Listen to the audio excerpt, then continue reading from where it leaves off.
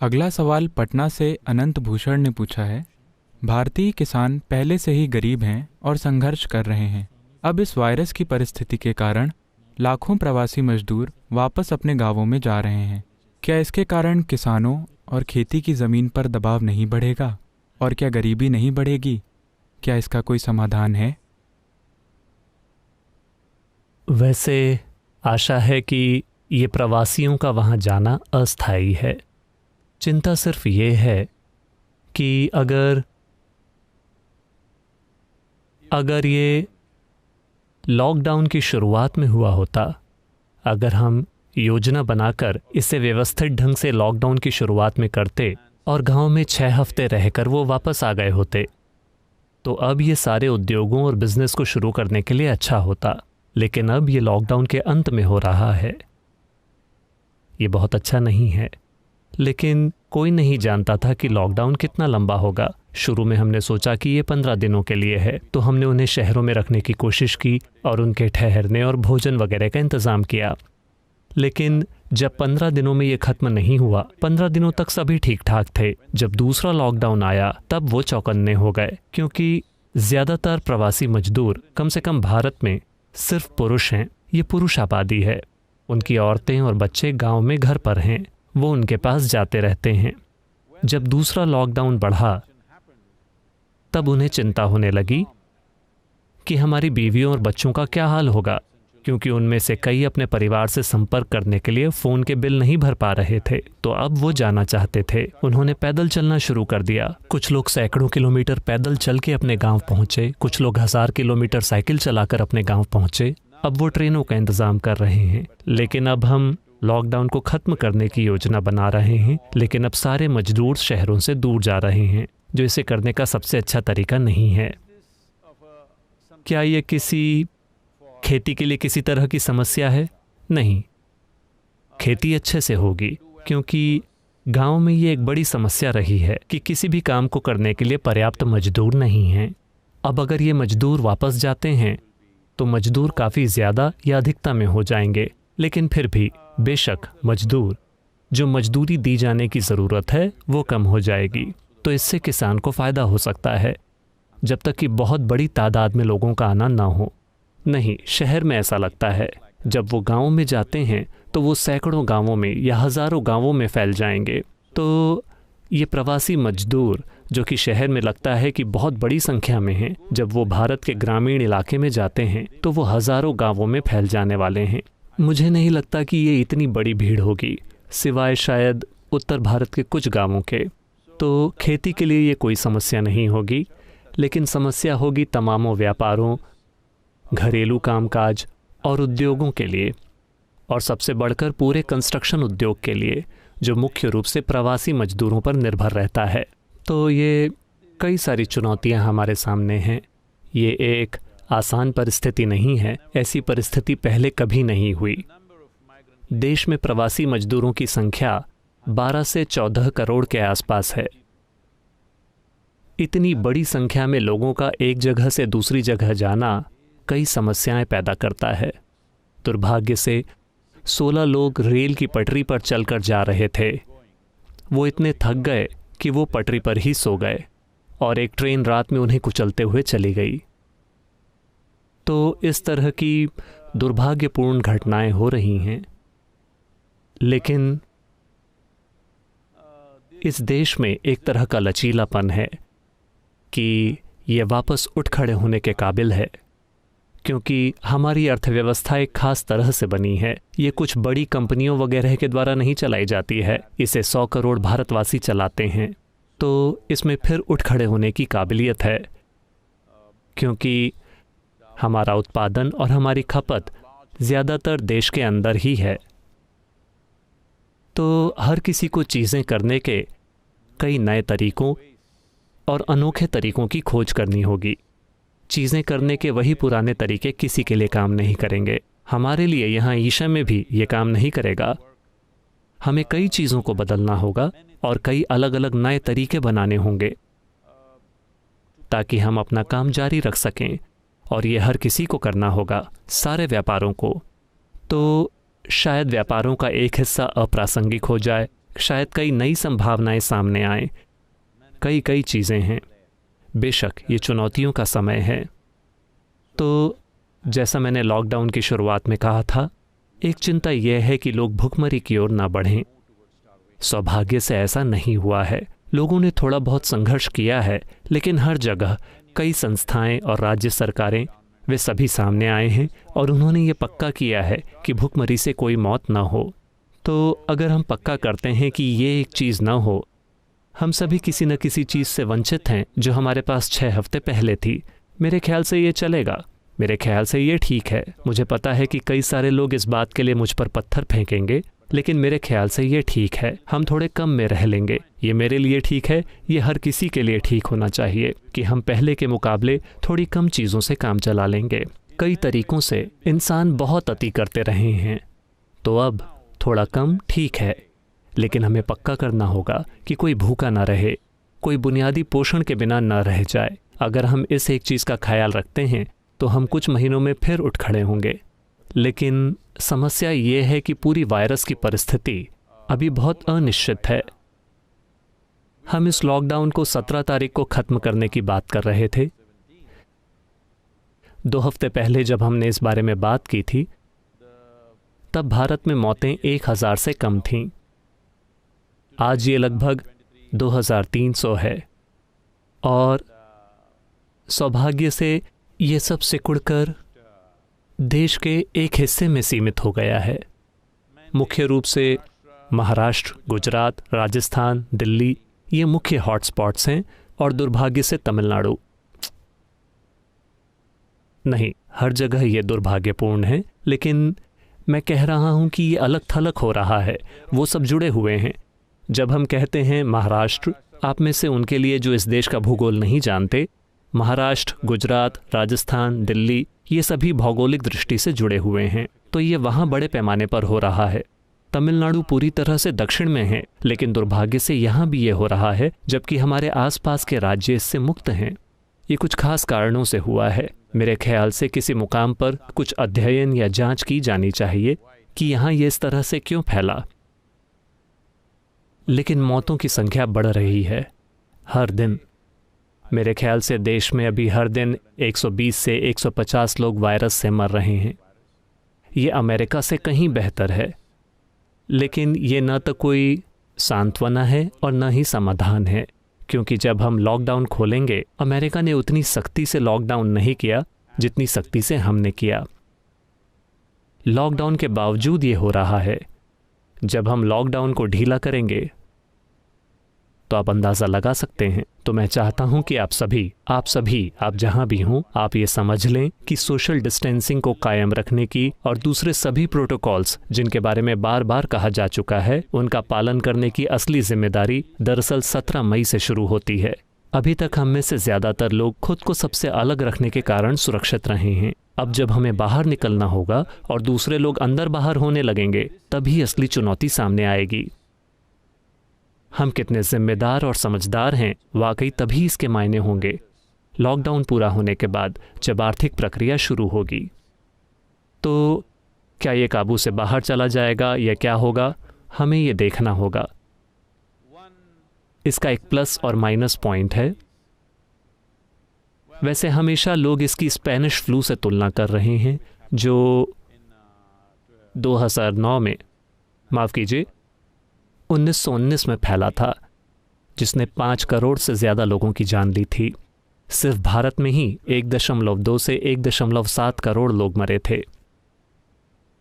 Spanish flu वो भारत क्यों आया? ये स्पेन में शुरू नहीं हुआ था। इसे ये नाम इसलिए मिला क्योंकि विश्व युद्ध के बाद उस जगह से बहुत अधिक लेन देन था और वहाँ ये तेजी से फैल गया, फिर ये सभी जगह फैल गया।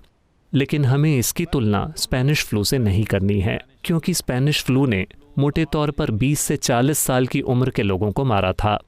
ये वायरस उन लोगों को मार रहा है जो आमतौर पर 65-70 साल की उम्र से अधिक हैं, या बाकी की कमज़ोर आबादी को, जिनकी प्रणाली में कुछ बुनियादी समस्याएं हैं।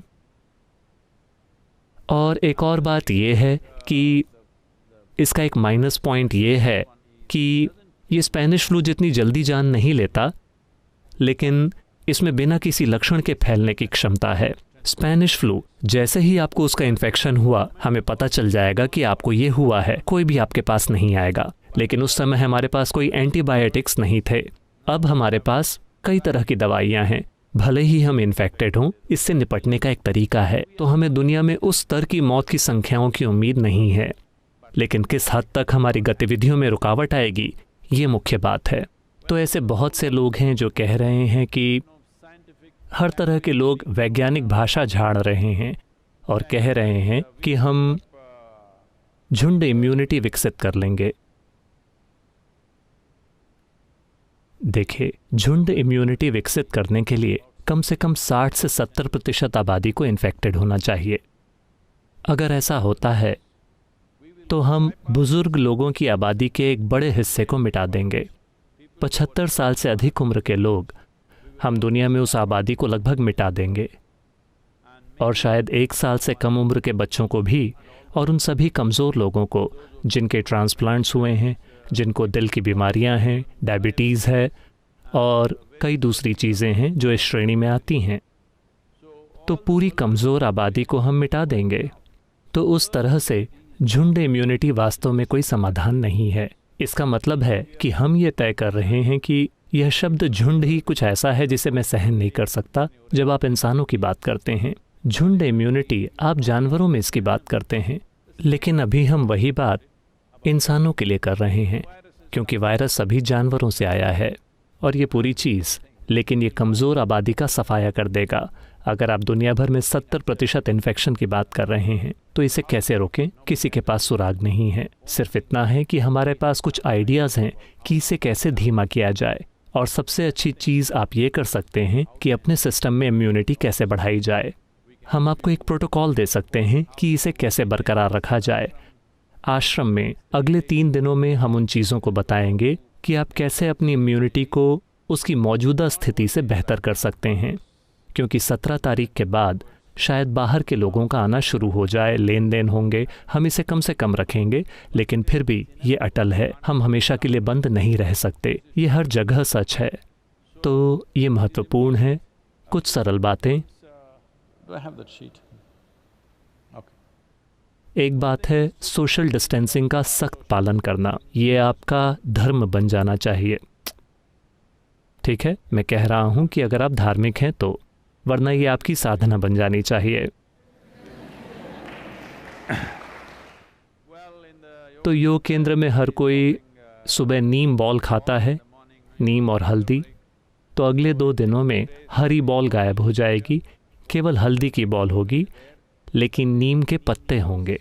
तो अपनी सुबह की साधना के लिए जाने से पहले आप 8 से 12 पत्ते लीजिए और इसे अपने मुंह में रखकर चबाइए और इसे अपने मुंह में रखिए। ये बहुत महत्वपूर्ण है कि ये आपके मुंह में रहे। आपके मुंह के क्षेत्र में होने पर ही ये सबसे ज़्यादा असरदार होता है। तो आप इसे अपने मुंह में रखें, इसे 1 से 2 घंटे तक चबाएं, इसे वहीं रहने दें। इसे थूकना नहीं है, इसे निगलना नहीं है, इसे बस मुंह में ही रहने दें और अपनी साधना करें, आप जहाँ भी हों। अरे क्या हुआ?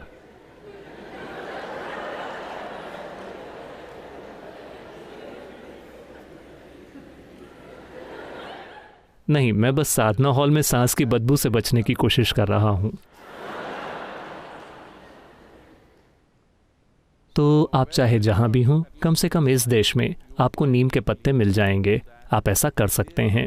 दूसरे देशों में दूसरी जड़ी बूटियां और चीज़ें हो सकती हैं जहां नीम के पत्ते नहीं मिलते हैं, लेकिन सबसे अच्छा होगा कि आप पता लगाएं। मैं कोई सुझाव नहीं देना चाहता, मैं उसके साथ परिचित नहीं हूँ। हल्दी बॉल्स को रोज़ मिक्स करना, अगर आपके पास ऑर्गेनिक हल्दी है, हम इस पर काम करते रहे हैं। शायद 1 महीने के अंदर हमारे पास अच्छी तरह से विकसित ऑर्गेनिक हल्दी की सप्लाई होगी, जो शायद आम हल्दी की तुलना में थोड़ी महंगी हो, लेकिन ये सबसे अच्छा तरीका है कि हर दिन सुबह आप इसका सेवन करें और इसे कुछ भी खाने से पहले पेट में रहने दें, कम से कम 1 घंटे के लिए। ये आपके लिए चमत्कार करेगा।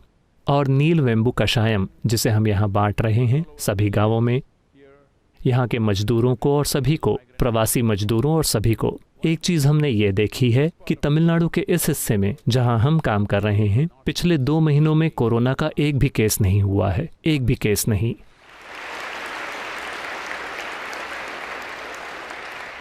एक चीज़ है प्रभावी सोशल डिस्टेंसिंग पुलिसिंग, जो हमारे और अधिकारियों के द्वारा की जा रही है, और नीलवेंबु कषायम और कुछ और दूसरी चीज़ें जो हम कर रहे हैं। तो अगर आप इन प्रोटोकॉल्स को बनाए रखते हैं तो बहुत आसानी से आप अपने इम्यून सिस्टम को बेहतर बना सकते हैं, क्योंकि अंत में आपके पास यही एकमात्र तरीका है। एक और बात यह है कि ये आंवले का सीज़न है। तमिल में नल्लिकाई, कन्नड़ लोगों के लिए बित्तर नल्लिकाई। तो अभी सीज़न चल रहा है। वो बड़ा वाला आंवला नहीं जो गोल्फ बॉल जैसा होता है, वो हाइब्रिड आंवला है। अगर आपको और कुछ नहीं मिलता तो वो भी ठीक है, वरना पहाड़ों पर जो उगता है वो केवल इतना बड़ा होता है। आप बस एक आंवले को तोड़कर उस पर थोड़ा नमक डालें और उसे चबाएं। आपको इसे अपने मुंह में रखना चाहिए। ये आपके मुंह में सबसे ज़्यादा असरदार होता है। ये 1 या 2 घंटे तक आपके मुंह में होना चाहिए। ये सरल सी चीज़ें आपके इम्यून सिस्टम को काफ़ी बेहतर बनाएंगी। और गर्म पानी पीना, दिन में लगभग 4 से 5 बार, बस सादा गर्म पानी, या आप थोड़ा सा धनिया या पुदीना डाल सकते हैं, या आप एक चुटकी हल्दी या थोड़ा सा नींबू का रस डाल सकते हैं, और इसे नियमित रूप से पिएं। और आपके रहने के स्थानों पर, चलने के स्थानों पर, ऐसे स्थान जिनका आप इस्तेमाल कर रहे हैं, लाइजॉल का छिड़काव। इसे पीना नहीं है, इसे इंजेक्ट नहीं करना है।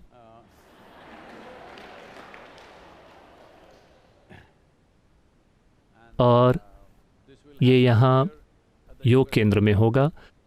हम योजना बना रहे हैं कि उन्हें कैसे रखा जाए और क्या किया जाए। ये आप में से बहुत से लोगों के लिए थोड़ी परेशानी पैदा कर सकता है, लेकिन आपको ये करना होगा। आश्रम में संवेदनशील आबादी को युवा आबादी से अलग किया जाएगा। ये बहुत ज़रूरी है कि ये किया जाए, क्योंकि एक युवा व्यक्ति के लिए जो चीज़ बिल्कुल ठीक है वो दूसरे व्यक्ति के लिए घातक हो सकती है। तो हम संवेदनशील आबादी को अलग करना चाहते हैं। ये काम चल रहा है। आपको इसे अपने घरों में भी करना चाहिए। अगर एक खास उम्र से ऊपर के लोग हैं या उन्हें कोई और बीमारी है जो उन्हें संवेदनशील बनाती है, तो ये महत्वपूर्ण है कि आप साफ तौर पर खुद को उनसे अलग रखें।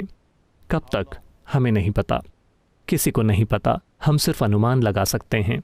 अभी अगर आप स्पेनिश फ्लू को देखें कि वो किस तरह फैला था, वो जनवरी के महीने में शुरू हुआ। उसने कुछ जानें लीं, लेकिन फिर एक दूसरी लहर आई अगस्त सितंबर के महीने में। उसी समय उसने सबसे ज़्यादा जानें लीं। तो कुछ डॉक्टर्स और वैज्ञानिकों को आशंका है कि ज़्यादातर देशों में अक्टूबर और दिसंबर के बीच एक दूसरी लहर आएगी। भारत में ऐसा होगा कि नहीं, या क्या ये पूरे भारत में होगा, क्योंकि यहाँ इस देश में एक जगह से दूसरी जगह में मौसम का हाल बिल्कुल अलग होता है। शायद ये बात अमेरिका के लिए भी सच हो। अमेरिका के दक्षिणी हिस्से में ये कैसे काम करता है और देश के उत्तरी हिस्से में क्या होता है, शायद ये अलग अलग हो। हमें पक्का नहीं पता है, क्योंकि उन्होंने किसी भी तरह के मौसम में जिंदा रहने की काबिलियत दिखाई है। इस बात की आशा थी कि गर्मी का मौसम आने पे वो कमज़ोर पड़ जाएंगे, लेकिन वैसा हो नहीं रहा है। अब हमें एक नई आशा है कि जब मानसून आएगा तो ये कम हो जाएगा। ये सिर्फ हमारी आशा है। वायरस शायद इन सभी हालातों में जीना सीख ले। इस बात का कोई सबूत नहीं है कि ये वास्तव में कम हो जाएगा। जब दूसरी लहर आएगी, जब हम अपने सुरक्षा कवच को थोड़ा ढीला करेंगे और कामकाज में लग जाएंगे, जब दूसरी लहर आएगी, तो शायद उस समय मानवता को एक बहुत बड़ी कीमत चुकानी पड़े। तो इसी वजह से हम संवेदनशील आबादी को अलग करना चाहते हैं। आप में से हर कोई, अगर आपके घरों में ऐसे लोग हैं, तो आपको एक स्पष्ट दूरी रखनी चाहिए, साफ दूरी। कब तक? दुर्भाग्य से हम नहीं जानते कि कब तक। कोई नहीं जानता कि कब तक। हर कोई अनुमान लगा रहा है। लोगों के जीवन के साथ अनुमान मत लगाइए। और प्रवासी मजदूर और इन सारी चीज़ों के बारे में अगर आप मुझसे पूछें तो ज़रूरी नहीं है कि वो सारे वापस शहर आएं। मैं दुनिया भर में बड़ी कंपनियों और उद्योगपतियों से बात करता रहा हूँ। कल टाई के साथ हमारा एक कार्यक्रम था, आज एक न्यूज़ चैनल के साथ। तो मैं लगातार ये बात समझाने की कोशिश करता रहा हूँ। इसमें करीब हम 15-20 सालों से ज़्यादा समय से ये करते रहे हैं। कई लोग सुन रहे हैं।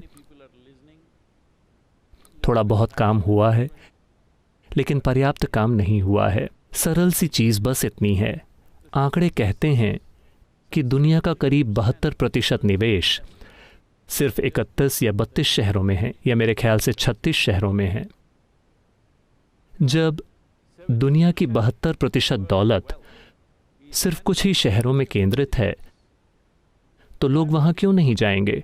स्वाभाविक रूप से वो वहाँ जाएंगे। ऐसा अनुमान है कि अगले 10 सालों में, वायरस के पहले ऐसा अनुमान था कि 10 सालों के अंदर दुनिया में करीब 1.6 अरब लोग अपनी जगह छोड़ कहीं और जा बसेंगे। मैं चाहता हूं कि आप उसके अत्याचार की कल्पना करें।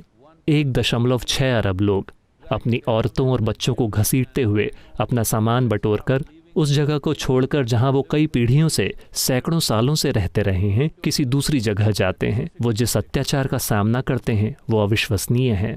भारत में ऐसा अनुमान लगाया गया था कि 22 करोड़ लोग भारत के ग्रामीण इलाके से शहरी इलाकों की तरफ जाएंगे। आप में से जो लोग शहरों में रह रहे हैं, मैं चाहता हूं कि आप कल्पना करें।